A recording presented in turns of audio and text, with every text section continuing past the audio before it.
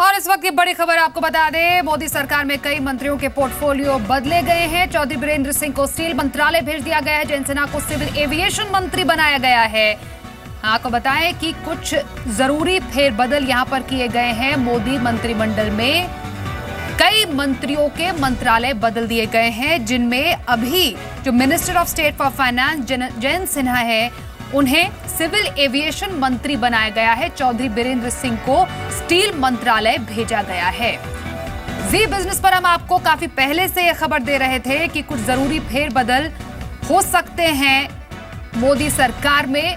कल ही नरेंद्र मोदी जाने वाले हैं विदेश यात्रा पर। उससे पहले आज काफी बड़ी मीटिंग चल रही है, मंथन चल रहा है, पोर्टफोलियो में बदलाव किया गया है और जिसके तहत जयंत सिन्हा को सिविल एविएशन मंत्री बनाया गया है और चौधरी बीरेंद्र सिंह को स्टील मंत्रालय भेजा गया है। तो फिलहाल और कुछ नाम में रविशंकर प्रसाद को कानून मंत्रालय का अतिरिक्त प्रभार दिया गया है। और एक और बड़ी खबर, स्मृति ईरानी को एचआरडी मंत्री से हटाया गया है। टेक्सटाइल मंत्रालय उन्हें दिया गया है।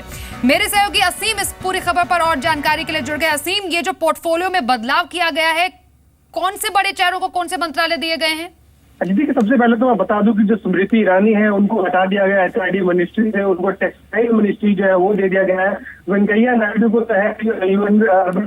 हटा करके उनको चार्ज जो है वो दे दिया गया है। जहां तक मैं जयंत सिन्हा की बात करूं तो जयंत सिन्हा को सिविल एविएशन का चार्ज जो है वो दिया गया है। ये बड़े बदलाव जो है अभी कैबिनेट में जो भी जो है किए गए हैं। खासतौर पर स्टील मंत्रालय जो है वो भी बदल दिया गया है। खासतौर पर स्टील मंत्रालय और जो खासतौर पर जो नए वो बने थे उनको भी अलग एडिशनल जो है मंत्रालय जो है वो सौंपे गए हैं।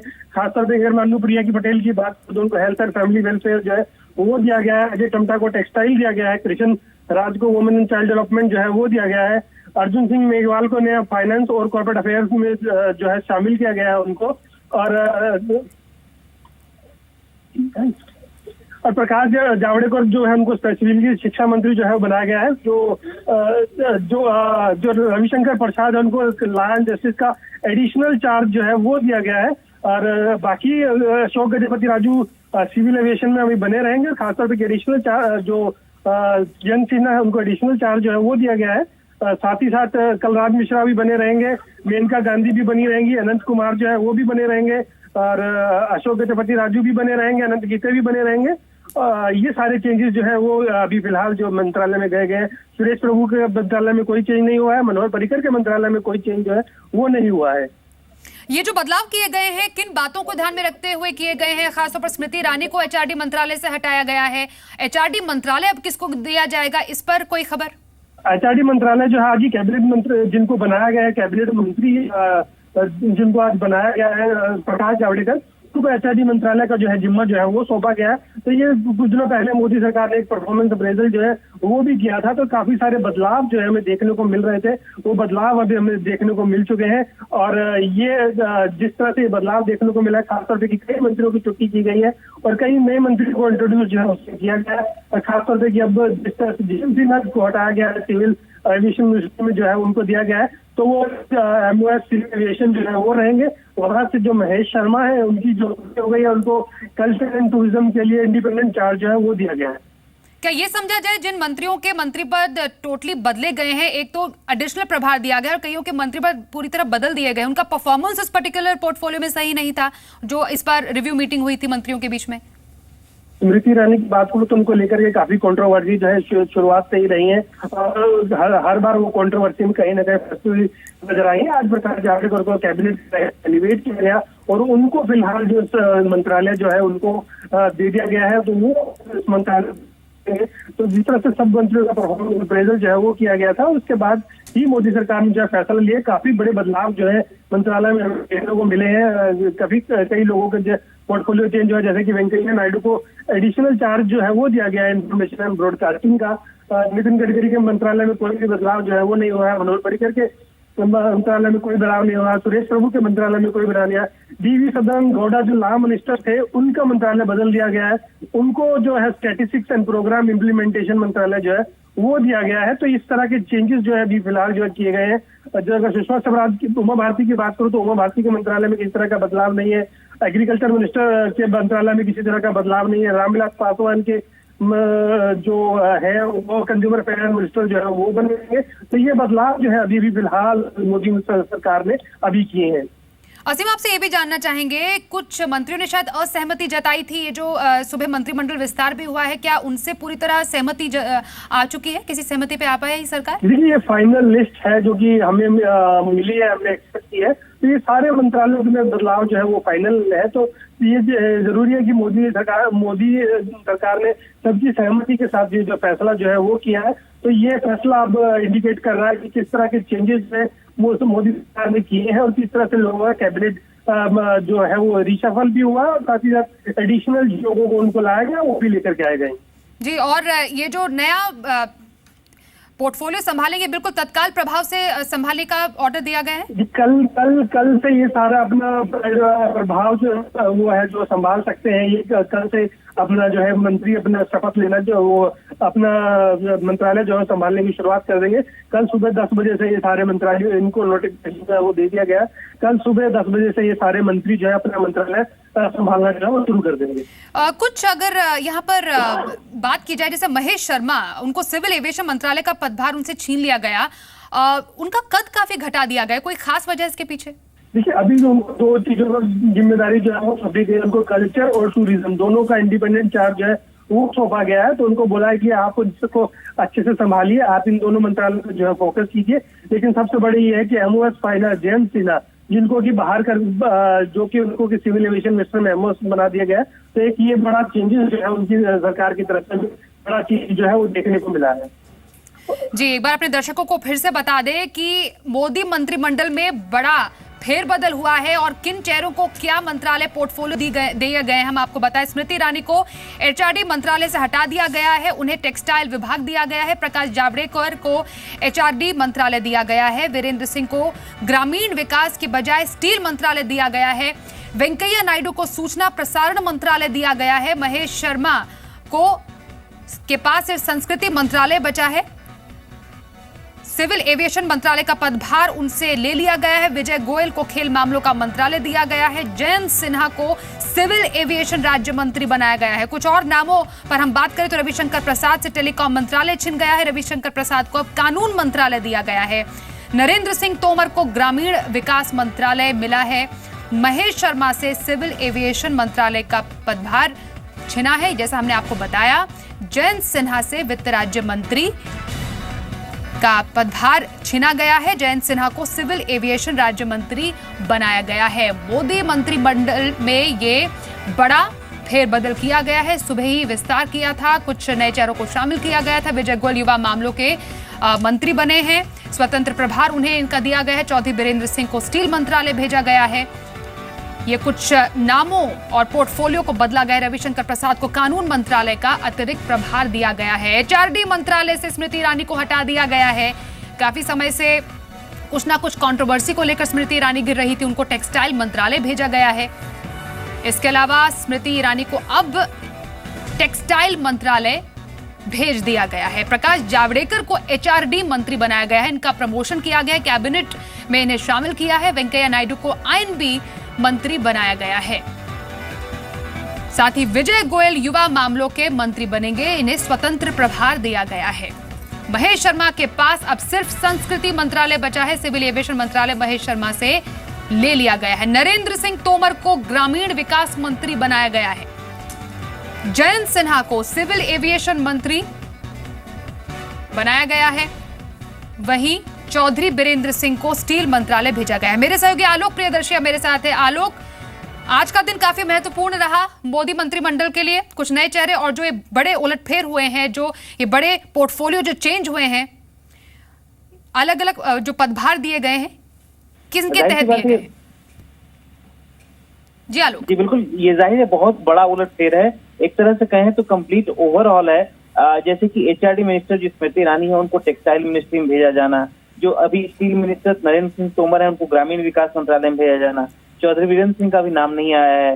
इसके अलावा जयंत सिन्हा को सिविल एविएशन मिनिस्ट्री में भेज देना, स्मृति ईरानी को टेक्सटाइल मिनिस्ट्री से भेज दिया जाना, वेंकैया नायडू को सूचना प्रसारण मंत्रालय में भेज देना, प्रकाश जावड़ेकर के लिए एक्सपेक्टेड था कि उनको कोई बड़ा प्रोफाइल मिलेगा, लेकिन ये जो खबरें आ रही हैं एकदम कहें तो अभी तक 2 साल का जो मोदी सरकार का कार्यकाल था, जिसमें तमाम मंत्रियों ने बार बार कहा जा रहा था कि अच्छा परफॉर्म किया है कई सारे मंत्रियों ने, तो अब इसमें देखना होगा कि किस तरह का ये अच्छा परफॉर्मेंस है, क्योंकि जयंत सिन्हा जिनके बारे में कहा जाता था कि उन्होंने काफी अच्छा परफॉर्म किया है, उनको सिविल एविएशन मिनिस्ट्री में भेज दिया गया है। तो ये अब फाइनेंस मिनिस्ट्री में से जो अरुण जेटली हैं उनसे उनके पास एक प्रभार था सूचना और प्रसारण मंत्री का, वो ले लिया गया। तो ये तमाम जो चीजें ओवरऑल हुई है, इसको जाहिर सी बात है इसको कैबिनेट रिशफल और इस तरह से कहें पूरा एक ओवरऑल किया गया है। ये एक सामान्य कह सकते हैं कि सामान्य ये कैबिनेट रिशफल नहीं है, ये इसमें बहुत बड़े बड़े मंत्रियों के बड़े बड़े प्रोफाइल बदल दिए गए हैं। ये अब देखना होगा कि इसको किस तरह से मार्केट, किस तरह से जो राजनीतिक पंडित है वो किस तरह से इसको लेते हैं, क्योंकि ये एक मोदी सरकार का वर्जन जो 3 है बिल्कुल ही पिछले 2 साल के एकदम अलग है। जी जी जी, आलोक बने रहे हमारे साथ। मेरे सहयोगी गौरव अग्रवाल भी अब मेरे साथ न्यूज रूम से जुड़ गए हैं। गौरव, ये जो मंत्रिमंडल में इतना बड़ा बदलाव किया गया है, विभागों में जो अदला बदली की गई, उसके पीछे वजह क्या बताई जा रही है? देखिए स्वाति, पीएम मोदी अक्सर सरप्राइजेस देते रहते हैं और एक बार फिर उन्होंने बड़ा सरप्राइज दिया है। आपको याद होगा आज से 2-3 दिन पहले पीएम मोदी ने अपने मंत्रियों का रिपोर्ट कार्ड लिया था, जिसमें यह खबर आ रही थी कि अपने कुछ मंत्रियों की परफॉर्मेंस से पीएम खुश नहीं है। इसके बाद पीएम मोदी और पार्टी अध्यक्ष अमित शाह के बीच 5 घंटे की एक मैराथन बैठक चली थी, जिसमें बहुत कुछ संकेत मिलने लग गए थे।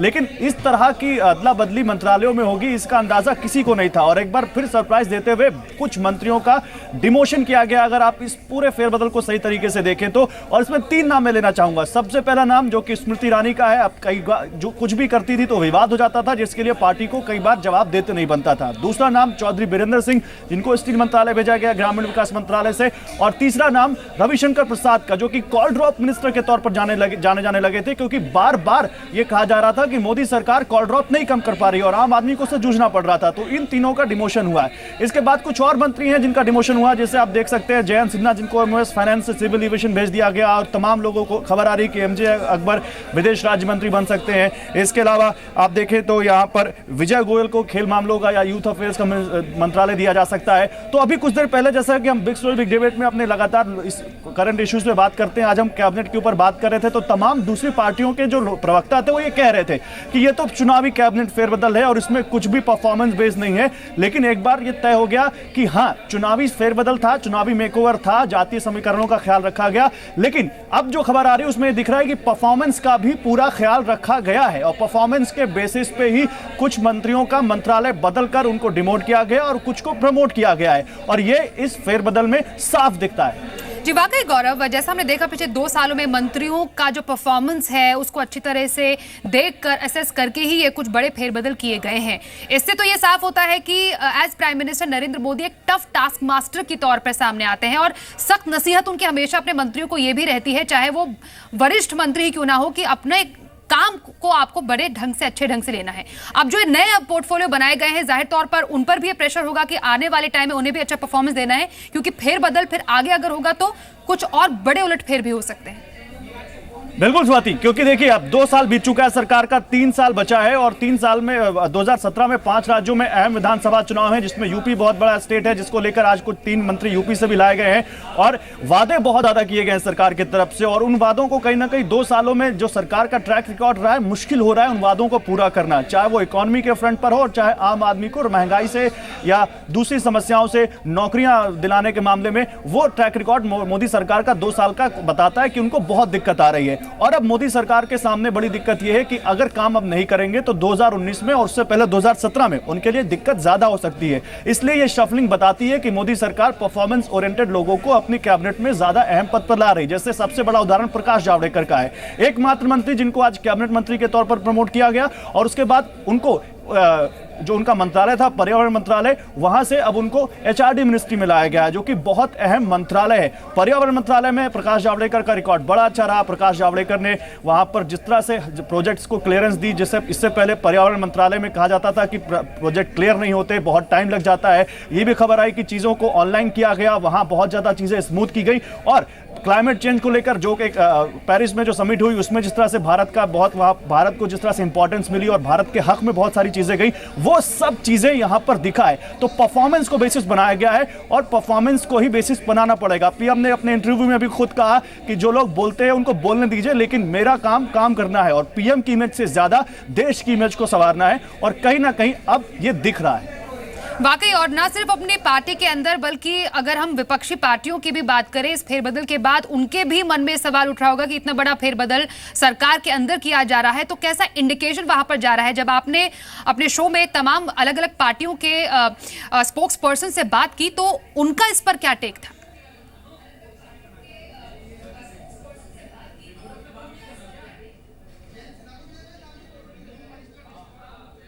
गौरव, आप हमें सुन पा रहे हैं? स्वाति, फिर से एक बार अपना सवाल रिपीट करें। गौरव, हम आपसे जानना चाह रहे हैं कि पार्टी के अंदर तो डेफिनेटली ये बात सामने आई कि मोदी जो है, प्राइम मिनिस्टर मोदी रियायत बरतने के मूड में कभी रहते नहीं है, परफॉर्मेंस बेस्ड वो फेरबदल यहाँ पर देखे गए हैं। बाकी जो पार्टी है, विपक्षी पार्टियां, वो इसको किस तरीके से ले सकती हैं? अपने शो में जो तमाम पार्टी के स्पोक्स पर्सन थे, उनकी तरफ से क्या राय सामने आई? हाँ, मैं बताता हूँ आपको। विपक्षी पार्टियों से भी कुछ देर पहले हम इससे बात कर रहे थे, चाहे कांग्रेस हो, एसपी हो, बीएसपी हो, सबका एक सुर में आरोप था कि ये चुनावी समीकरण है और पूरी तरह से फेल है ये कैबिनेट का फेरबदल, और इससे कुछ नहीं होने वाला।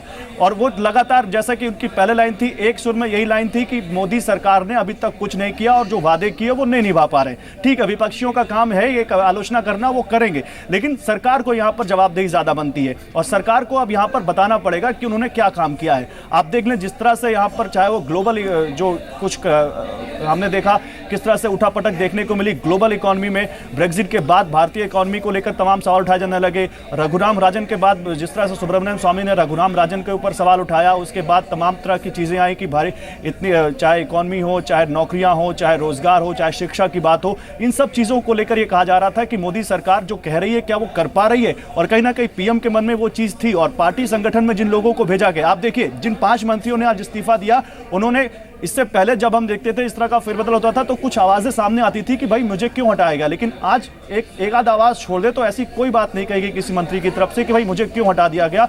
और जिन नए चेहरों को लाया गया, अर्जुन राम मेघवाल को ले लीजिए आप, वो रहे हैं प्रशासन में, आईएएस अफसर रह चुके हैं, अच्छी साफ छवि के माने जाते हैं। इसके अलावा जो कुछ और मंत्री लाए गए, चाहे विजय गोयल हो, चाहे एमजे अकबर, उनकी एक साफ छवि है और कहा जाता है इनकी एक समझ है। और कहीं ना कहीं इनको एक, जिस तरह से मंत्रालय दिए जा रहे हैं, जो रिपोर्ट्स आ रही है, वो बताता है कि पीएम ने या पार्टी ने बहुत सोच समझ कर अब ये डिसाइड किया है कि किसको क्या देना है, किसको कौन सी जिम्मेदारी देनी है। और ऐसा नहीं है कि इनका इवैल्यूएशन नहीं होगा। हम ये जानते हैं कि प्रधानमंत्री परफॉर्मेंस बेस्ड इवैल्यूएशन पहले भी करते रहे और हो सकता है कि आगे आने वाले दिनों में इनका भी इवैल्यूएशन हो और इनसे भी रिपोर्ट कार्ड मांगी जाए कि भाई आपको जो जिम्मेदारी दी गई थी वो आपने क्या किया उसका।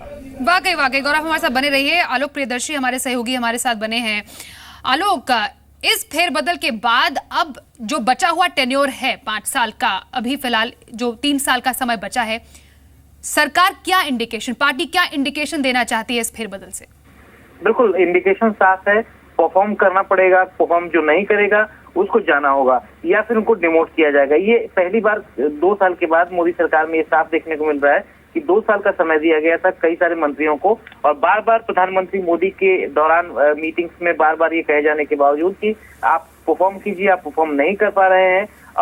आप देख सकते हैं कि जिस तरह से आज कैबिनेट रिशफल हुआ है, 19 लोगों को भले ही एमओएस के तौर पर कैबिनेट में जगह दी गई है, लेकिन जो बड़े चेहरे हैं, जो बड़े मंत्री हैं, उनको किस तरह से उनके विभाग की अदला बंदी की गई है, ये देखकर साफ लग रहा है कि एक तरह से एक पूरा कह सकते हैं कि परफॉर्मेंस बेस्ड ये कैबिनेट रिशफल रहा। और जो जिन्होंने काम किया उनको अतिरिक्त प्रभार दिया गया है, जिन्होंने काम नहीं किया उनके मंत्रालय बदल दिए गए या फिर उनसे कम महत्व का मंत्रालय दे दिया गया। तो कुल मिलाकर आप देखें तो बड़ा ही उलटफेर है। वित्त मंत्री अरुण जेटली से एक मंत्रालय लिया गया है, जाहिर सी बात है वो काफी व्यस्त रहते थे, और एक मंत्रालय जो सूचना और प्रसारण विभाग था उनसे दिया गया है। वेंकैया नायडू को एक इंफॉर्मेशन ब्रॉडकास्टिंग की एडिशनल जिम्मेदारी दी गई। उनके पास पहले ही से अर्बन डेवलपमेंट था, पॉवर्टी एलिवेशन था, उसके साथ साथ इंफॉर्मेशन ब्रॉडकास्टिंग भी दे दी गई है। जो अच्छे काम कर रहे थे जैसे नितिन गडकरी, उनके पास उनका मंत्रालय बरकरार है। इसके अलावा जैसे डी सदानंद गौड़ा थे, इनको पहले रेल मंत्री थे, रेल मंत्री से उनको हटाकर लॉ मिनिस्टर बनाया गया। लॉ मिनिस्टर से अब देखिए उनको स्टैटिस्टिक्स एंड प्रोग्रामिंग इम्प्लीमेंटेशन यानी कि सांख्यिकी कार्यान्वयन मंत्रालय, जो कि एक तरह से कहे कि काफी एक आंकड़ों संबंधी मंत्रालय है और काफी महत्व का तो है, लेकिन एक तरह से कहें तो वहां पर काम करने के लिए बहुत सारा कुछ स्कोप नहीं बचा हुआ है। तो ये तमाम चीजें हैं, आप देख सकते हैं यहाँ पर जो कि सामने आ रहा है और रविशंकर प्रसाद को एक एडिशनल दे दिया गया है मंत्रालय, लॉ मिनिस्ट्री, वो भी वहां पर जो सदानंद गौड़ा की वजह से जगह खाली हुई उसको रविशंकर प्रसाद को दिया गया। तो जयंत सिन्हा को फाइनेंस मिनिस्ट्री में से हटाकर वो उड्डयन मंत्रालय में एविएशन मिनिस्ट्री में भेजा गया है। अब देखना होगा कि जयंत सिन्हा परफॉर्मेंस की वजह से गए हैं या फिर नॉन परफॉर्मेंस की वजह से। जहां तक अभी बैंकों का पूरा मसला था, एनपीए का मसला था, जयंत सिन्हा सिंगल हैंडेडली एक तरह से कहें तो देख रहे थे बैंकों के एनपीए का मसले को। अब देखना होगा कि एविएशन मिनिस्ट्री में जाके वो क्या कर पाते हैं, लेकिन यहाँ पर बैंकों का मसला काफी इंपॉर्टेंट था, उसको कहें तो सही तरीके से या चरणबद्ध तरीके से जयंत सिन्हा उसको बारीकी से देख रहे थे। तो ये तमाम जो फेरबदल हुए हैं ये कहीं ना कहीं इस बात को देख रहे हैं, साबित करते हैं कि मोदी सरकार में जितना भी ये चेंज हुआ है, जो भी अदला बदली हुई है, ये परफॉर्मेंस के आधार पर हो रहा है। और सुबह से जो बार बार विपक्षी पार्टियां लगातार कह रही थी कि इसमें सामाजिक और जातिगत समीकरण, चुनावी समीकरण के लिहाज से इसको किया गया है, ये कहीं ना कहीं इस बात को गलत साबित कर रहा है। वाकई आलोक, यहाँ पर काफी बड़े उलटफेर हुए हैं, क्योंकि विपक्षी पार्टियां तो इस पर सवाल उठाएंगी ही, लेकिन खुद सरकार के अंदर खुद प्रधानमंत्री नरेंद्र मोदी का यही कहना है कि प्योरली परफॉर्मेंस बेस पर ही ये जो बदलाव है वो किए गए हैं। अब पार्टी के अंदर इस पर क्या राय है, क्योंकि इससे ये जो एक्सरसाइज एक तरीके से हम कहेंगे, क्योंकि समय दर समय ये एक परफॉर्मेंस रिव्यू होता रहेगा, जो नए पोर्टफोलियो भी बांटे गए हैं, इसमें ये भी एक इंडिकेशन देने की कोशिश की गई है कि परफॉर्मेंस जिनका अच्छा होगा विद इन द पार्टी, उन्हें भी आगे जाके प्रमोट किया जा सकता है और अपने आप में एक अच्छा काम करने की लोगों में इच्छा भी जताएगी। बिल्कुल देखिए, अब यहाँ पर ये कहा जाएगा, हालांकि मोदी सरकार ये कह रही है कि इसको परफॉर्मेंस बेस्ड जो हुआ है अप्रेजल या फिर जो कहें रिशफल हुआ है, लेकिन अब इसमें गलती निकालने वाले जैसे विपक्षी पार्टी कहेंगे कि स्मृति ईरानी को लेकर काफी सरकार और पार्टी हमेशा से उसको बचाव की मुद्रा में रहती थी, स्मृति ईरानी को लेकर हमेशा विवाद होता रहता था। लेकिन आप देखें तो स्मृति ईरानी को एक कह सकते हैं कि टेक्सटाइल मिनिस्ट्री को भेज दिया गया, वो एक अपने आप में बड़ा सेटबैक है कह सकते हैं स्मृति ईरानी के लिए, जो कि मानी जाती थी कि उनकी बहुत अच्छी पकड़ है प्रधानमंत्री कार्यालय पर। तो लेकिन अब यहाँ पर देखना होगा कि स्मृति ईरानी को कपड़ा मंत्रालय भेजा गया, इसको जरूर विपक्ष एक तरह से इश्यू बनाएगा और बार बार ये कहेगा कि स्मृति ईरानी जिसको लेकर पार्टी और सरकार हमेशा से एक बचाव की मुद्रा में रहती थी, आखिर क्या वजह हुई, क्यों स्मृति ईरानी को भेजा गया। इसके अलावा अगर देखें तो यहाँ पर अर्जुन राम मेघवाल जो कि काफी कह सकते हैं कि आईएएस रह चुके हैं, काफी मेहनती भी हैं, उनको फाइनेंस में और कॉर्पोरेट अफेयर्स दोनों में एमओएस बनाया गया है। तो यहाँ पर जिम्मेदारी दी गई है अर्जुन राम मेघवाल को। ये तमाम चीजें जो हैं ये बात साबित कर रही हैं कि जो इस बार परफॉर्मेंस या कहें कैबिनेट रिशफल हुआ है या ओवरऑल हुआ है, ये सिर्फ यूं ही नहीं हुआ है, इसमें कई सारे ऐसे चेहरे हैं जिनको काफी परफॉर्मेंस की वजह से दिया गया है, जिसमें गंगाराम अय्यर हैं, हंसराज गंगाराम अय्यर, जो कि पहले कोल में जो केमिकल फर्टिलाइजर में एमओएस थे उनको हटाकर वहां से गृह मंत्रालय में भेजा गया है, एमओएस वहां बनाए गए हैं। तो ये तमाम चेहरे हैं जो कि पहले भी अच्छा काम करते रहे हैं और यहाँ पर भी अभी अच्छा काम करते हुए दिख रहे हैं। तो अब कुल मिलाकर देखा जाए तो अब इसके बाद इसमें विपक्ष एक दो चीजों को छोड़कर ज्यादा गलतियां नहीं निकाल पाएगा, लेकिन स्मृति ईरानी पर जाहिर सी बात है कि विपक्ष बड़ा हमला करेगा। वाकई, और विपक्ष को भी एक कह सकते हैं कि मौका मिल गया है इस जो फेरबदल पर कुछ ना कुछ टिप्पणी करने का। मेरे सहयोगी गौरव अग्रवाल मेरे साथ लगातार जुड़े हैं। गौरव, इस पर यह सवाल भी उठता है कि आखिरकार सरकार ने ये भी इंडिकेशन दिया और ये एक तरीके से एक फिनोमेना सा बन गया है कि नए चेहरों को अगर आप जगह देंगे तो नई ताजगी और एक नया जो इनफ्लो ऑफ आइडियाज होता है वो सरकार में और वो कामकाज में भी नजर आएगा। बिल्कुल स्वाति, और ये बिल्कुल सही आप कह रही हैं। और इससे पहले कि मैं आपकी बात का जवाब दूं, मैं एक ट्वीट यहां पर मेंशन करना चाहूँगा। लगातार ट्विटर पर लोग ट्वीट कर रहे हैं और एक ट्वीट आया कि अभी अभी लुटियंस जोन में एक छोटा सा भूकंप आया और नरेंद्र मोदी का मतलब अब केवल बिजनेस है, मतलब काम परफॉर्मेंस है। तो वो चीज़ भी अब साफ दिख रही है। और आपने जो बात कही, वाकई आप उदाहरण अनुप्रिया पटेल का ले लीजिए, LSR से ग्रेजुएट हैं, MBA किया हुआ है उन्होंने और उनको यहाँ पर जिम्मेदारी सौंपी गई है बहुत अहम यहाँ पर सरकार की तरफ से। आप ले ले अर्जुन मेघवाल का नाम, साइकिल से आते हैं, बहुत साफ छवि के हैं और उससे सरकार में आने से पहले या नेता बनने से, पॉलिटिक्स में आने से पहले वो एक IAS अफसर थे, उनको MOS फाइनेंस की जिम्मेदारी दी गई है। इसके अलावा मेरे पास और भी कुछ है, मैं आपको बताना चाहूँ। यहाँ पर जो इस वक्त जो हमारी लगातार खबर मिल रही है उसके मुताबिक MJ अकबर को विदेश राज्य मंत्री बना दिया गया है। और इसके अलावा आगे बढ़े हम आपको बताएं तो यहाँ पर जैसा कि लगातार खबर आ रही है, अर्जुन मेघवाल को, जैसे मैंने आपको बताया, MOS फाइनेंस बनाया गया है और सदानंद गौड़ा को सांख्यिकी मंत्री बना दिया गया है। इसके अलावा आप देखें यहाँ पर प्रकाश जावड़ेकर HRD मिनिस्टर हैं ही, स्मृति ईरानी को टेक्सटाइल मिनिस्ट्री में भेजा गया है, अनुप्रिया पटेल उनको MOS हेल्थ बनाया गया है। तो एक यहाँ पर बड़ा अपडेट है, RS प्रसाद, रविशंकर प्रसाद को लॉ मिनिस्ट्री भेज दिया गया है, M वेंकैया नायडू को भेजा गया है IND मिनिस्ट्री, और इसके अलावा तमाम नाम जो यहाँ पर साफ आ रहे हैं, जैसे जयंत सिन्हा को। जी गौरव, आप हमारे साथ बने रहिए। इस वक्त कांग्रेस प्रवक्ता मीम अफजल हमारे साथ है। बहुत स्वागत है सर आपका जी बिजनेस पर। मोदी मंत्रिमंडल में बड़ा उलटफेर हुआ है, कई मंत्रियों के पोर्टफोलियो बदले गए हैं, आपका रिएक्शन सबसे पहले इस पर? देखिए, सबसे पहले तो मैं कहूंगा कि मोदी जी ने अब ये मान लिया है कि उनके काफी मंत्री जो थे वो नाकारा थे, और उसके लिए उन्होंने उनके ना सिर्फ विभाग बदले बल्कि कुछ को ड्रॉप भी किया है। उसके साथ साथ उन्होंने आज सिर्फ एक आदमी को इंडिपेंडेंट चार्ज से उन्होंने कैबिनेट मिनिस्टर बनाया, जबकि इंडिपेंडेंट 11 थे, इंडिपेंडेंट मिनिस्टर्स 11 थे और MOS बाकी थे 25। तो कुल मिलाकर के ये तकरीबन 36 जो मिनिस्टर्स थे उनमें 5 को ड्रॉप किया। लेकिन कोई भी शायद इस काबिल नहीं था जावड़ेकर साहब के साथ के को छोड़ करके कि कोई इस काबिल होता कि उसको प्रमोशन दिया जाता। तो इससे साफ जाहिर होता है कि इन सारे ही मिनिस्टरों की मीम अफजल साहब, मैं गौरव अग्रवाल बोल रहा हूं, आपसे एक सवाल पूछना चाहता हूं। आप कह रहे हैं कि बहुत सारे मंत्री इसमें नाकारा थे जिनको इस वजह से ड्रॉप किया गया। मीम अफजल साहब, तो ये माने कि सरकार ने इस बात को, आप जो कह रहे हैं, हो सकता है कुछ मंत्रियों ने अच्छा काम नहीं किया, लेकिन अब जो शफलिंग हुई है उसमें परफॉर्मेंस का ध्यान रखा गया है और अब उन्हीं मंत्रियों को जिम्मेदारी सौंपी गई जो अच्छा परफॉर्म कर सकते हैं। क्या आप मानते हैं इस बात को? देखिए, हम तो 1 साल से ही बात कह रहे हैं कि इनके जो मंत्री हैं वो परफॉर्मेंस नहीं दे रहा है। हालांकि टाइम तो ऐसे था जैसे ऑफिस का टाइम बना दिया गया था, सुबह 9 बजे पहुंचे और रात के 10 बजे वापस आओ, बैठे रहो ऑफिस में, चाहे काम हो या ना हो, लेकिन आप मौजूद रहो। कभी भी प्रधानमंत्री का टेलीफोन आ सकता है कि आप बैठे हैं कि नहीं बैठे हैं। इस तरह की बातें आप ही लोगों ने बहुत ज्यादा सर्कुलेट की हैं, बहुत सारी बातें चली हैं।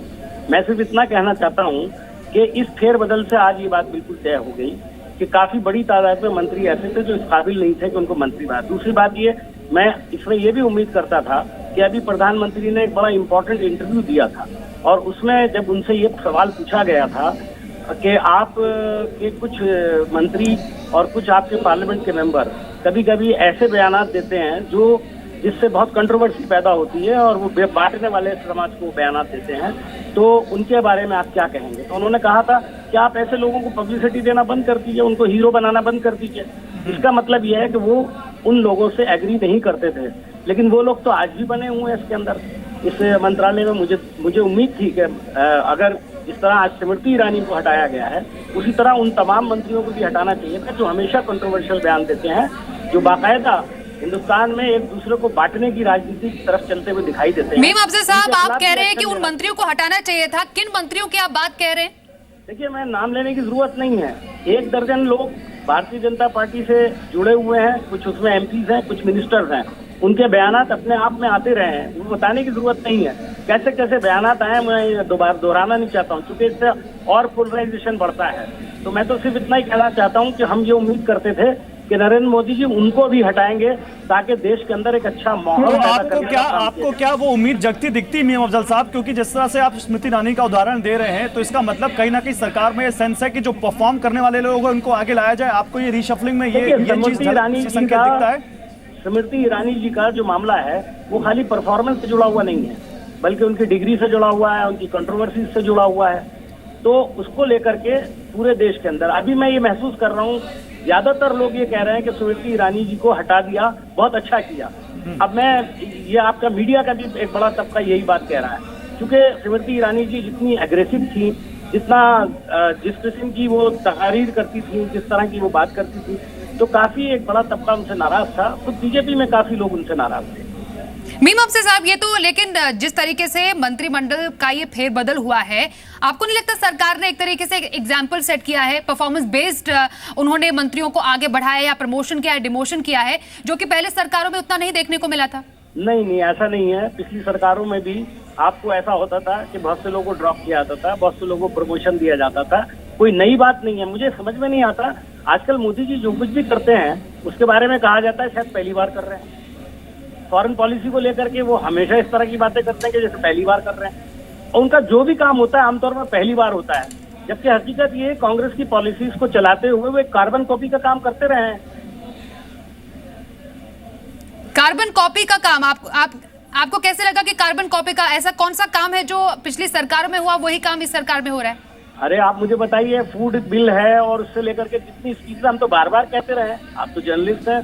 कांग्रेस ने हमेशा बताया है कि हमारी स्कीम थी, इसका नाम बदल के कुछ और कर दिया है। पुरानी बोतल के ऊपर लेबल बदलने से थोड़ी काम चलता है। ओरिजिनलिटी क्या है, ओरिजिनल स्कीम्स क्या है?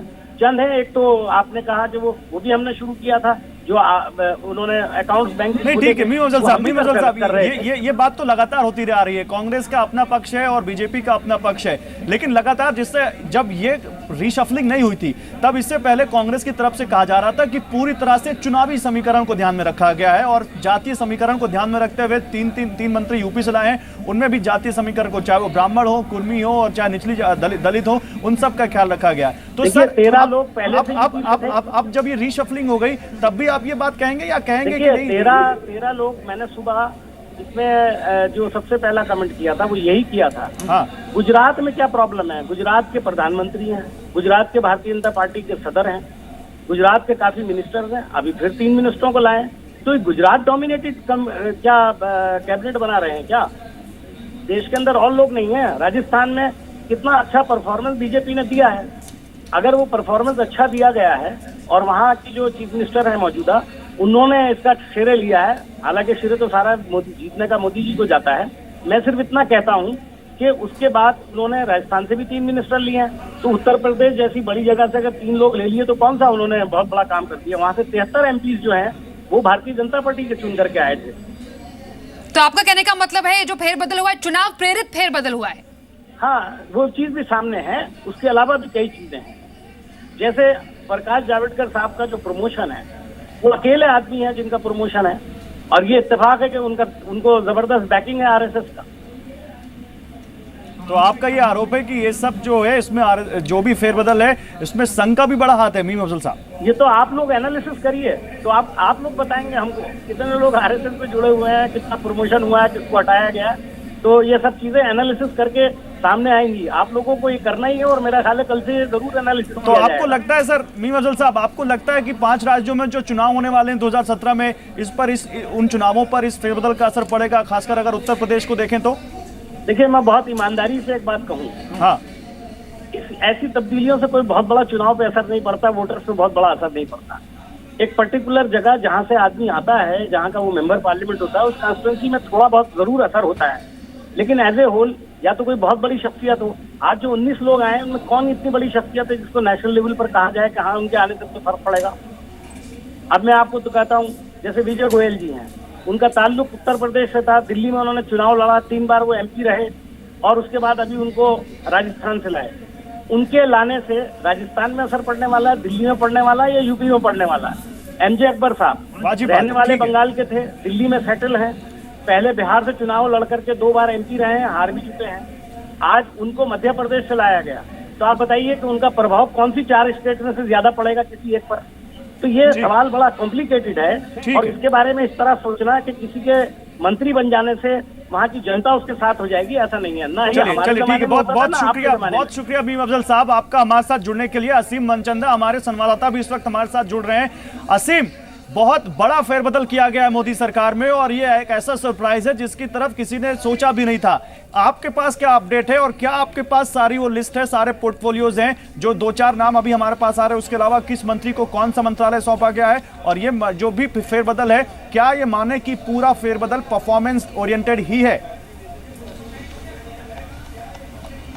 गौरव, यही कह सकते हैं कि सारा फेरबदल जो है परफॉर्मेंस रिलेटेड, सारी की सारी लिस्ट हमारे पास आ चुकी है और ये लिस्ट सबसे पहले जी बिजनेस ने अपने दर्शकों को जो है वो दिखाई थी। खासतौर पे काफी सारे फेरबदल जिस तरह की हम अब शुरू से अपने दर्शकों को दिखा रहे हैं कि जो स्मृति ईरानी है उनसे HRD मंत्रालय जो है वो ले लिया है। काफी लंबे समय से वो कॉन्ट्रोवर्सी के अंदर फंसी रही थी, लगातार उनको लेकर के कॉन्ट्रोवर्सी होती रही थी। आज ही प्रकाश जावड़ेकर को कैबिनेट मिनिस्टर के तौर पर एलिवेट जो है वो किया गया और उनको ये चार्ज जो है वो संभाला गया है। स्मृति ईरानी की ये बात करूँ कि काफी लंबे समय से एजुकेशन पॉलिसी नहीं ला पा रही थी, एजुकेशन पॉलिसी लगातार जो है डेफर होती जा रही थी, उसको लेकर के एक बड़ा चेंज जो है वो किया गया। मणिशंकर अय्यर कांग्रेस लीडर इस वक्त मेरे साथ जुड़ चुके हैं। मणिशंकर अय्यर साहब, बड़ा फेरबदल किया गया है मोदी सरकार के मंत्रिमंडल में, पहला रिएक्शन आपका? पंजाबी में एक कहावत है, Nattha Singh Prem Singh one and the same thing. तो क्या फर्क पड़ता है, की फर्क पैदा कि कौन आए कौन जाए। सब सारे ये आरएसएस के लोग हैं जो इधर उधर फिरते घूमते रहते हैं। तो मुझको लगता है कि मोदी सरकार की छवि वही है जो कि पहले हुआ करती थी।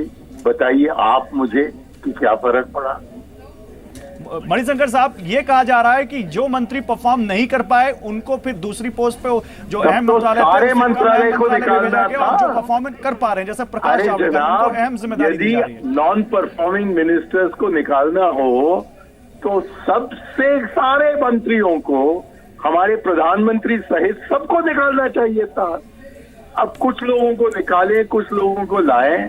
मेरे समझ में नहीं आता कि मोदी क्या कह रहे हैं कि उन्होंने गलत लोगों को चुना पहले बार। पहले वो ये बताएं, देश के सामने वो माफी मांगे और उसके बाद अपने कैबिनेट को बदलें। ये कहकर क्या फायदा कि जो अक्षम मंत्रियां हैं उनको हमने निकाला है और जो उनसे भी अक्षम है उनको हम ले आए हैं। मणिशंकर साहब, आप ही लोग थे जो आरोप लगाते थे कि चाहे वो स्मृति ईरानी का उदाहरण ले लें कि ये सही काम नहीं कर रही है और अक्सर उनकी बात पर विवाद हो जाता था। आज उनसे शिक्षा मंत्रालय ले लिया गया, तो कहीं ना कहीं ये सेंस जाता है कि मोदी सरकार इस चीज को देख रही है। आप चाहते हैं कि मैं मोदी जी के पांव पड़ूं कि उन्होंने स्मृति ईरानी को बदला है? उनको पहले नहीं पता था कि जबकि वो एक शिक्षा मंत्री बना रहे थे तो उनको खुद नहीं पता है कि कौन से परीक्षा उन्होंने लिखी। वो ये नहीं जानती है कि जेल में जो उनको कुछ सर्टिफिकेट मिला वो कोई डिग्री नहीं मिलता है। लेकिन ऐसे व्यक्ति को उन्होंने पहले बनाया। अब एक और कट्टर आरएसएस आदमी को वो वहां ह्यूमन रिसोर्स डेवलपमेंट मिनिस्ट्री, मानव संसाधन मंत्रालय में ले आए हैं। इससे देश को क्या फायदा मिलेगा? हमें और भी दिक्कतों का सामना करना पड़ेगा। मणिशंकर अय्यर साहब, एक बात और कही जा रही है कि इस रीशफलिंग में चुनावों का पूरा ख्याल रखा गया है, 2017 के चुनावों का भी इसमें पूरा ध्यान रखा गया है। आपको लगता है कि इस रीशफलिंग से और उन स्टेट में जहां पर चुनाव है वहां से मिनिस्टर्स को काउंसिल में लाना, क्या ये किसी भी सरकार के लिए फायदेमंद होगा या मोदी सरकार के लिए फायदेमंद होगा आने वाले चुनावों में? मोदी का वैकल्पिक नाम संदर्भवादी है और वो संदर्भवादी तरीके से अब कुछ मंत्रियों को उन्होंने बदला है। और यदि वो सोचते हैं कि ये बदलाव करने से उत्तर प्रदेश में या पंजाब में अगले साल वो जीतने वाले हैं, तो मैं इस अपेक्षा में हूं कि उनके जो मायाएं हैं वो उनके आंखों से हटाए जाएंगे और उनको पता लगेगा कि जो मोदी सन 2014 में जीता वो एक अनोखी चीज थी और अब देश समझ चुका है कि ये मोदी है कौन, और इसलिए उनका हार जो है बिल्कुल आश्वस्त कर रहे हैं। उनको मैं धन्यवाद प्रकट कर रहा हूं कि वो खुद को खत्म कर रहे हैं। ठीक है, बहुत शुक्रिया मणिशंकर साहब आपका हमारे साथ जुड़ने के लिए। जी, इस वक्त हमारे साथ बीजेपी सांसद प्रभात झा भी जुड़ गए हैं। प्रभात जी, बहुत स्वागत है आपका। मोदी मंत्रिमंडल में जो बड़े बड़े उलटफेर हुए, सबसे पहले आपका रिएक्शन जानना चाहेंगे। ये प्रधानमंत्री जी का अधिकार क्षेत्र है और उन्होंने अपने अनुभव के आधार पर और अपने 2 साल में जो भी उनको समझ में आया है किससे क्या काम देना, ये उनका अधिकार क्षेत्र है और इस हिसाब से उन्होंने सभी को काम पुनः सौंपने की कोशिश की है। इसलिए मुझे लगता है कि यह उन्होंने अपनी अनुभव के आधार पे सबको काम देने की बात नहीं। लेकिन प्रभात झा साहब, अगर 2 साल किसी को मंत्री बनाए जाने के बाद हटा दिया जाए बीच एक्सपेंशन में, तो ये कहीं ना कहीं संकेत जाता है कि वो मंत्री सही काम नहीं कर पा रहा है। क्या आप मानते हैं कि कुछ मंत्रियों की परफॉर्मेंस अच्छी नहीं रही, इस वजह से उनको डिमोट किया गया? देखिए, हर मंत्रालय का अपना महत्व है। आप जिस हिसाब से सोच रहे हैं, क्या उस हिसाब से प्रधानमंत्री ये सोच रहे होंगे? देश में हमको डिलीवरी देना है और हर मंत्रालय का अपना, अगर आप समझें कि कानून मंत्रालय का महत्व नहीं है, ग्राम पंचायत मंत्रालय का महत्व नहीं है, ये सब चीजें निकट से उन्होंने देखा होगा और उसके बाद उन्होंने ये निर्णय लिया है कि इस समय, क्योंकि आने वाले दिनों में जो हमारा और मामला है वो जनता तक डिलीवरी करना, नीचे तक भेजना, इसलिए उनका निर्णय ही सर्वोपरि है। नहीं तो आपकी बात का तो मतलब ये भी आता है सर कि काम बहुत ज्यादा है और वक्त बहुत कम है, इसलिए ऐसे लोगों को लाया जा रहा है जो ज्यादा एफिशिएंट हैं। और कहीं ना कहीं ये भी ये सरकार के लिए एक बड़ी चुनौती है कि जो वादे किए गए उनको कैसे पूरा किया जाए, क्योंकि आपके पास 2017 भी सामने है। लगातार पूरे हो रहे हैं, उन वादों को जनता के बीच में ले जाने के लिए जो टीम लगती है, उन्होंने उन टीमों को उस हिसाब से और हर व्यक्ति के प्रकृति और कार्य की प्रकृति को जोड़ने की कोशिश की है। जी प्रभात जी, मीम अफजल जी से हमारी बात हुई, मणिशंकर अय्यर जी से बात हुई। उन्होंने कहा है कि आने वाले विधानसभा चुनावों से प्रेरित होते हुए ये बदलाव किए गए हैं, ये आरोप लगाए गए हैं, प्रमोशन बेस्ड नहीं, दरअसल ये चुनाव बेस्ड बदलाव किए गए हैं। अच्छा, क्या आप उनसे उम्मीद रखती हैं जिनकी लुटिया, जिनकी नौका खुद ही डूब रही हो, वो क्या हमें अच्छी बात कहेंगे? उन्हें तो आज की तारीख में इससे भी बुरी बात कहना चाहिए। वो तो आज भी कहते हैं कि देश में कोई विकास हो नहीं रहा, देश में कुछ भी नहीं हो रहा है, उसके बाद भी एक पर एक राज्य हार रहे हैं। उसके बाद उनको अपना घर देखना चाहिए, हमारी सरकार का परफॉर्मेंस देखिए। ये कहकर आप अपना मन सुलझा सकते हैं, अपने मन को ठिकाने लगा सकते हैं। देश की जनता बहुत माइन्यूटली ऑब्जर्व करती है कि कौन कितना काम कर रहा है। नहीं प्रभात झा साहब, लेकिन जिस तरह से रिपोर्ट कार्ड दिए अपने मंत्रियों ने प्रधानमंत्री के सामने और वहां वहीं से संकेत मिल गए थे कि कुछ होने वाला है, फिर पार्टी अध्यक्ष अमित शाह के साथ 5 घंटे की मैराथन बैठक और उसके बाद आज जिस तरह से 19 मंत्रियों को शामिल करना, ये सब बताता है कि 2017 की तैयारी आपके दिमाग में है। और जिस तरह से जातीय समीकरणों का ख्याल रखा गया वो भी बहुत कुछ बताता है। क्या आप इस बात को क्योंकि आप बहुत ईमानदार और स्पष्ट प्रवक्ता हैं और हमेशा सही बातों को सामने रखते हैं, ये बात कैसे नकारी जा सकती है कि इन सब चीजों का ख्याल नहीं रखा गया? देखिए, आप ये कैसे सोचते हो कि एक राजनीतिक दल क्या अपनी राजनीतिक चीजों को, यही बात तो मैं कह रहा हूं आपसे। नहीं, मैं फिर कहता हूं, हम राजनीतिक दल हैं, हमको देश में जनता की सब बातें ले जानी है, हमको देश के अनेकानेक राज्यों में फिर से सरकार बनाना है। इन सब बातों को ध्यान में नहीं रखा जाएगा। हम राजनीतिक दल हैं, उसके बाद सरकार में हैं, सरकार का भी काम जो है उस संगठन के माध्यम से नीचे जाए, इसकी भी चिंता होती है। इसलिए संगठन और सरकार में समन्वय ये परम आवश्यक है और इसीलिए अमित शाह जी से भी सब बातें पूछी गई हैं और माननीय प्रधानमंत्री जी ने अपने अधिकार क्षेत्र का उपयोग करते हुए सबकी प्रकृति के अनुसार और कार्य की और मंत्रालय की प्रकृति के अनुसार उनको काम दिया है। तो प्रभात झा साहब, इस नए मंत्रिमंडल का काम आगे क्या होगा और किस तरह से मोदी सरकार के सपनों को पूरा करेगा ये मंत्रिमंडल और कितनी बड़ी जिम्मेदारी इनके कंधों पर आप देखते हैं? हम हर चुनौतियों का सामना करते हैं, इसलिए देश में जो फैसले हो रहे हैं वो फैसले गांव के चौखट तक पहुंचे, चौपाल तक पहुंचे, गली गलियारों में पहुंचे, समाज के बीच पहुंचे। आज हमारी सबसे बड़ी प्राथमिकता ये है जिसमें हम सफल भी हो रहे हैं और यही कारण है कि देश में आज भी जितने सर्वे हो रहे हैं उसमें प्रधानमंत्री, भाजपा सरकार सब नंबर 1 पर चल रहे हैं। प्रभात जी, क्या ये भी माना जाए कि 2 साल में इतना बड़ा मंत्रिमंडल में फेरबदल हुआ है, परफॉर्मेंस बेस अगले 2 साल या 3 साल अब जो कार्यकाल बचा है उसमें ऐसे और फेरबदल हो सकते हैं अगर मंत्री अपने इस परफॉर्मेंस पर खरे ना उतरे? फिर ये काल्पनिक प्रश्न है, ये प्रधानमंत्री जी का अधिकार क्षेत्र, ये प्रभात झा का क्षेत्र अधिकार नहीं है। उनको जो करना है वो करेंगे। देश में देश हित में जो कुछ भी निर्णय होगा वो प्रधानमंत्री लेते हैं, लेते रहेंगे। सब जनता और उनके सामने एक ही क्राइटेरिया है, विकास, भारत का विकास, भारत का आर्थिक विकास, सामाजिक विकास, भारत का ग्रामीण विकास, ये सारी चीजें वो चिंतित रहते हैं और इसीलिए उन्होंने ये सब बातें की। ठीक है, बहुत बहुत शुक्रिया आपका प्रभात जी हमारे साथ जुड़ने के लिए। असीम मनचंदा हमारे साथ जुड़े हुए हैं लगातार। असीम, बताइए आपके पास क्या जानकारी है इस फेरबदल से जुड़ी हुई? जी देखिए, फेरबदल काफ़ी समय से एक्सपेक्टेड था। मोदी सरकार को 2 साल जो है पूरे हो चुके थे और ये एक्सपेक्टेड था कि फेरबदल जो है होने जा रहा है। एक पिछले हफ्ते उन्होंने सभी मंत्रियों के रिपोर्ट कार्ड जो है वो मांगे, सबसे पूछा कि आपने क्या किया 2 साल के अंदर और अगले 2 साल के अंदर आप 3 साल के अंदर आप जो है वो क्या करने जा रहे हैं। तो उनसे सारा एक रोड मैप जो है वो लिया गया और उसके बाद ये सोचा समझा जो है एक फेरबदल जो है वो हुआ है। कई जिस तरह से मैं पहले ही बता रहा था कि स्मृति ईरानी जो कि हर बार से कॉन्ट्रोवर्सीज में रही और एजुकेशन पॉलिसी को लेकर के भी उनका काफ़ी कहा गया कि एजुकेशन पॉलिसी वो लेकर के नहीं आ पा रही हैं, उनका सारा कार्यकाल जो है कंट्रोवर्सी में रहा, तो उनको हटा दिया गया, उनकी जगह उनको टेक्सटाइल मिनिस्ट्री जो है वो दे दिया गया। प्रकाश जावड़ेकर को आज कैबिनेट रैंक जो है वो दिया गया था, उनको उनका चार्ज दिया गया। वेंकैया नायडू को एडिशनल चार्ज जो है वो INB मिनिस्ट्री का जो है वो दिया गया है। कम्युनिकेशन की अगर मैं बात करूँ तो सीधी सी बात है कि जो कॉल ड्रॉप्स हो रही थी लगातार, उनका सीधा असर जो है टेलीकॉम मिनिस्टर रविशंकर प्रसाद के ऊपर देखने को मिला। उनसे ये चार्ज जो है वो ले लिया गया है, उनको इंडिपेंडेंट चार्ज जो है वो दिया गया है, और उनको पास सिर्फ इलेक्ट्रॉनिक एंड IT मंत्रालय जो है वो दिया गया है। जबकि MOS जो मनोज सिन्हा है, उनको जो है कम्युनिकेशन के लिए इंडिपेंडेंट चार्ज जो है वो दिया गया है। तो कहीं एक इफेक्ट जो है वो भी देखने को मिला। MOS फाइनेंस जयंत सिन्हा, उनको MOS फाइनेंस की जगह उनको MOS सिविल असीम एक खबर अभी आई थी कुछ देर पहले, मोदी सोर्सेस बता रहे थे हमें, और जो जी बिजनेस ने सबसे पहले ब्रेक की थी कि मंत्रियों में नाराजगी है उनके पोर्टफोलियोज को लेकर। क्या वो नाराजगी क्या थी और क्या उस नाराजगी का असर दिखा है कि यहाँ पर जिस तरह से मंत्रालय बदले गए हैं मंत्रियों के?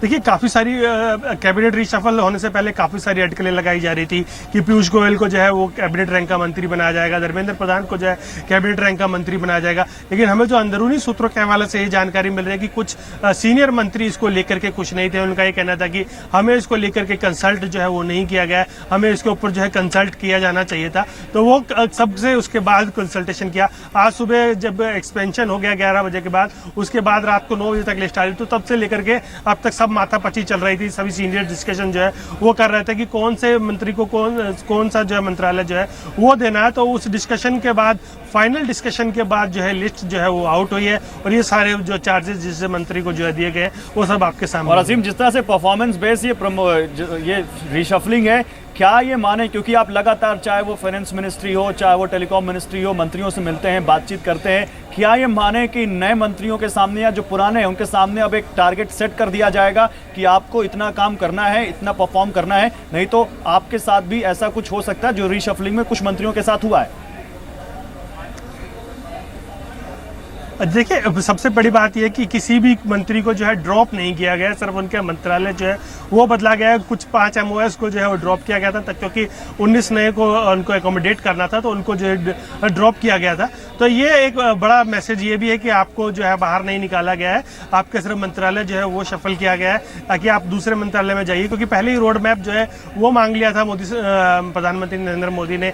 उनको कहा था कि आप बताइए कि आप अगले 3 साल में क्या काम कर सकते हैं इस मंत्रालय के अंदर। तो उसके बाद एक सोचा समझा जो है वो डिसीजन जो है वो लिया गया है। खासतौर पे कि सभी मंत्रियों का एक यूँ कहे कि जो बड़े बड़े मंत्रियों का जो है फेरबदल, जिसको कि हमें एक्सपेक्टेड लाइन पे कि स्मृति ईरानी से जो है HRD मंत्रालय जो है वो लिया जा सकता है, तो वो एक्सपेक्टेड लाइन पे था।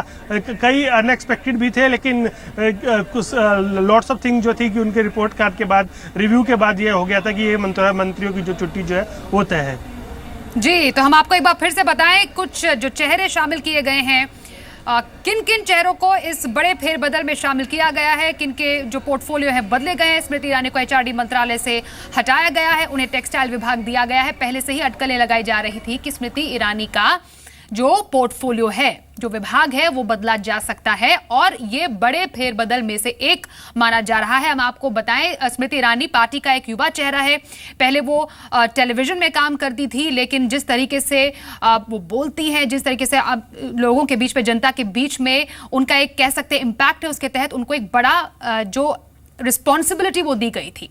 अब कुछ और बड़े फेरबदलों में आपको बताएं तो अरुण जेटली से सूचना प्रसारण मंत्रालय छिना गया है। ये एक और फेरबदल सामने आया है। वेंकैया नायडू को सूचना प्रसारण मंत्रालय दिया गया है। ये एक और बड़ा फेरबदल हुआ है मोदी मंत्रिमंडल में। कुछ बड़े चेहरे जिनके विभागों में अदला बदली की गई है। इसके अलावा नरेंद्र सिंह तोमर को ग्रामीण विकास मंत्रालय दिया गया है, उन्हें ग्रामीण विकास का काम संभालना पड़ेगा। महेश शर्मा से सिविल एविएशन मंत्रालय का पदभार छिना है। विजय गोयल को खेल मामलों का मंत्रालय दिया गया है। जयंत सिन्हा से वित्त राज्य मंत्री का पद छिना गया है और उन्हें सिविल एविएशन राज्य मंत्री बनाया गया है। कुछ और नामों में संतोष गंगवार नए वित्त राज्य मंत्री बनेंगे, जो कि पहले जयंत सिन्हा थे। फिलहाल संतोष गंगवार टेक्सटाइल मंत्री हैं और उनका स्वतंत्र प्रभाव था। एमजे अकबर जो कि पार्टी के साथ जुड़े उससे पहले एक पत्रकार थे, वो नए विदेश राज्य मंत्री होंगे। सदानंद गौड़ा से कानून मंत्रालय छिना गया है। रविशंकर प्रसाद से टेलीकॉम मंत्रालय छिना गया है। अब रविशंकर प्रसाद नए कानून मंत्री होंगे। ये कुछ बड़े फेरबदलों में ये नाम शामिल है। मनोज सिन्हा नए टेलीकॉम मंत्री स्वतंत्र प्रभार होंगे। सदानंद गौड़ा अब सांख्यिकी मंत्री होंगे। अनिल दवे नए पर्यावरण मंत्री स्वतंत्र प्रभार होंगे। अर्जुन मेघवाल नए वित्त राज्य मंत्री होंगे। फग्गन सिंह कुलस्ते स्वास्थ्य राज्य मंत्री होंगे। एसएस आलूवालिया नए कृषि राज्य मंत्री होंगे। वेंकैया नायडू से संसदीय कार्य मंत्री का पद छीना गया है। आप देख रहे हैं इस वक्त की सबसे बड़ी खबर, मोदी मंत्रिमंडल में बड़ा उलटफेर हुआ है। कई मंत्रियों के विभाग बदले गए। अरुण जेटली से सूचना प्रसारण मंत्री छिना गया है, मंत्रालय छिना गया। स्मृति ईरानी को टेक्सटाइल विभाग दिया गया है। कुछ और नामों में स्मृति ईरानी को अब टेक्सटाइल विभाग दे दिया गया है। इसके अलावा प्रकाश जावड़ेकर को एचआरडी मंत्रालय दिया गया है। बीरेंद्र सिंह को ग्रामीण विकास के बजाय स्टील मंत्रालय दिया गया। अरुण जेटली से सूचना प्रसारण मंत्रालय छिना गया। वेंकैया नायडू को सूचना प्रसारण मंत्रालय दिया गया है। नरेंद्र सिंह तोमर को ग्रामीण विकास मंत्रालय मिला है। महेश शर्मा से सिविल एविएशन मंत्रालय का पदभार छिना। विजय गोयल को खेल मामलों का मंत्रालय दिया गया है। जयंत सिन्हा से वित्त राज्य मंत्री का पद ले लिया गया है। जयंत सिन्हा को सिविल एविएशन राज्य मंत्री बनाया गया है। संतोष गंगवार अब नए वित्त राज्य मंत्री होंगे। एमजे अकबर नए विदेश राज्य मंत्री बनाए गए हैं। सदानंद गौड़ा से कानून मंत्रालय छीना गया है। रविशंकर प्रसाद से टेलीकॉम मंत्रालय ले लिया गया है। रविशंकर प्रसाद अब नए कानून मंत्री होंगे। मनोज सिन्हा नए टेलीकॉम मंत्री होंगे। इन्हें स्वतंत्र प्रभार दिया गया है। सदानंद गौड़ा अब सांख्यिकी मंत्री होंगे। अनिल दवे नए पर्यावरण मंत्री होंगे। इन्हें स्वतंत्र प्रभार दिया गया है।